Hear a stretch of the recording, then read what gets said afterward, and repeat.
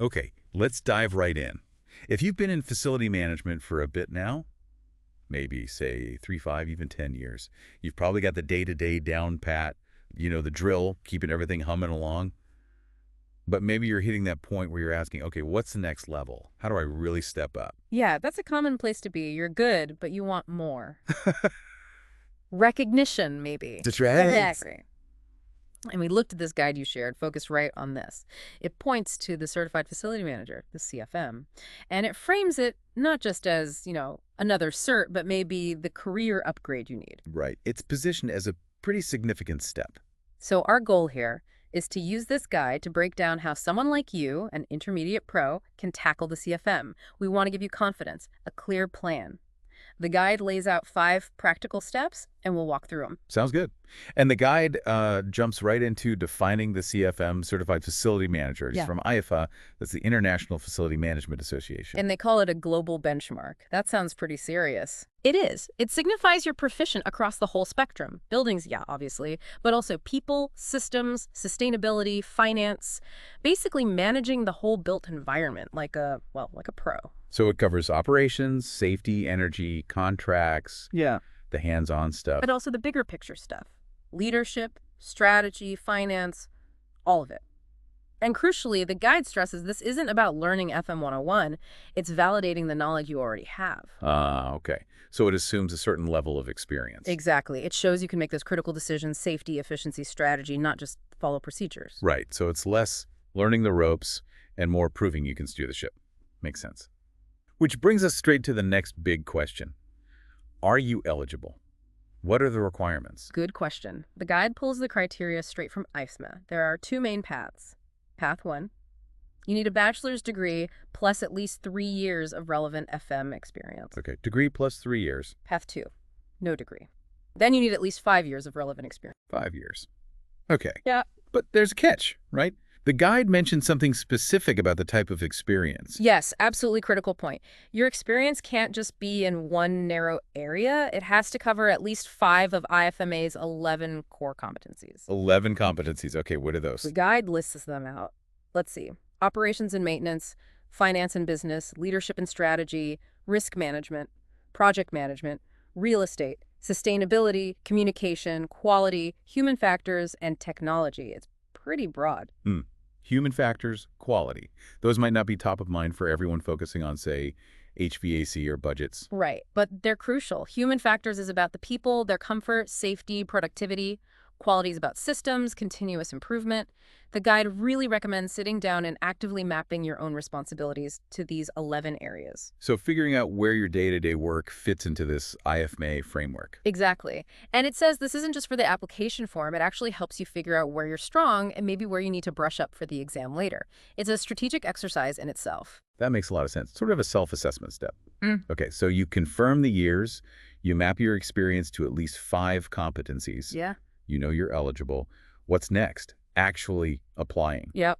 Getting that application in. The guide says it's pretty straightforward, all online. You'll go to the IFMA website, set up an account if you don't have one, and then start the application form. And what do you need to provide? Just dates and job titles? More than that, you need a detailed description of your work experience. And crucially, you need to connect that experience back to those competencies. Show which ones you've worked in and how. Okay, so that mapping exercise really pays off here. Definitely. The guide also mentions you might need references, maybe some other documentation to back things up. And then there's the cost. Always a factor. Always. The guide gives specific numbers, around $695 if you're an IFA member already, and about $910 if you're not a member. So membership might save you a bit there. Good to know. And once you submit, and IFMA approves it, what's the timeline? Once approved, you get a 90-day window to actually schedule and take the exam. 90 days. Okay, that lights a fire under you, doesn't it? It does. The guide's advice is clear. Plan it out. Don't rush unprepared. But definitely don't let that 90 days slip by because you put it off.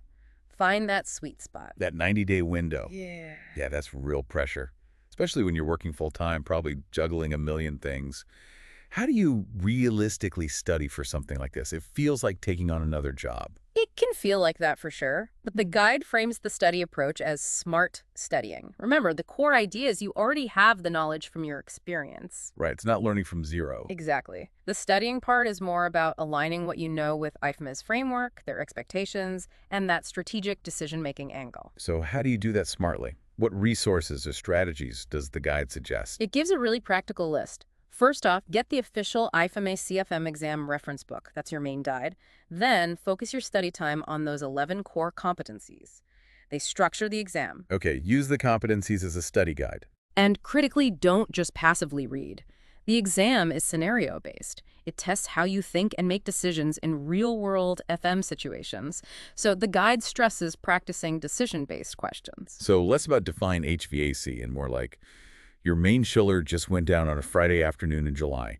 What are your immediate strategic priorities, considering budget, occupant impact, and repair options? Precisely. Or maybe you have conflicting requests. One for an urgent roof repair, another for a sustainability upgrade with long-term savings. Limited budget. How do you analyze, prioritize, and justify your decision? Thinking like a manager, a leader. Exactly. Think strategically. Connect the dots between operations, finance, risk, communication, all those competencies. What else helps? Prep courses, Yes. study groups. Yes, the guide mentions those too. A CFM prep course, even an online one, can provide structure and accountability, using study tools like flashcards for key terms or concepts, taking mock exams to simulate the pressure and timing, Practice tests are always good. and case studies to work through those complex scenarios. Also, making a study calendar. The guide notes even 30 consistent minutes a day adds up. Lunch break, commute maybe. Consistency over cramming. Right. And finally, connect with peers.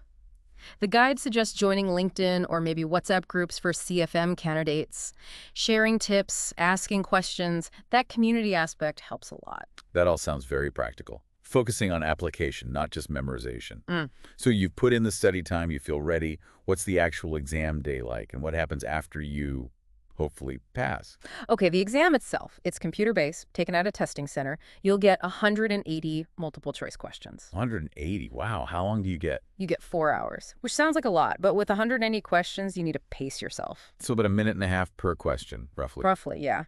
And it's scored using a scaled system. That means it's not a simple percentage. They adjust scores slightly based on the specific difficulty of the questions you got to ensure fairness. Interesting. Any penalty for guessing? No negative marking. So answer every question. The guide advises taking your time, reading carefully. If you hit a tough one, flag it, move on, and come back if you have time at the end. Don't get bogged down. Good advice. And then the results. You usually find out relatively quickly if you passed. And the guide is optimistic and says, and you will. Haha. I like the confidence. So you pass, you're officially a CFM party time. Definitely celebrate. But the guide points out it's not quite one and done. Maintenance. There's always maintenance. Yep. You need to maintain the certification every 3 years. It involves earning continuing education units, or CEUs. Okay, CEUs. How do you earn those? Do you have to take more exams? No more exams for maintenance usually. Yeah. You earn CEUs through professional development. The guide lists things like attending IFMA events or webinars, taking relevant courses, even contributing back to the profession, like writing articles or presenting.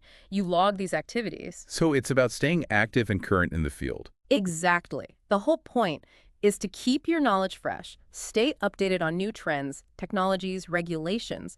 It ensures the CFM credential remains valuable and signifies ongoing expertise in a changing world. Keeps you relevant. Wow, okay. That really covers the whole journey the guide laid out.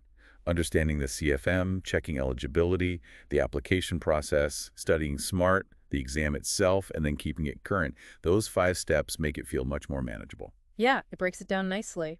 And if you tie it all together, the guide kind of ends on this bigger thought. It connects this whole process back to the essential role you play as a facility manager. Right, that facilities don't just happen. Exactly. They don't run by magic. They run smoothly and safely because people like you are doing the strategic thinking, the planning, the problem solving, often behind the scenes. And the CFM is a way to bring that expertise out from behind the scenes, make it visible. That's the idea. It validates that complex skill set, that leadership potential. It signals you're operating at a higher level. It really does elevate the role. Absolutely.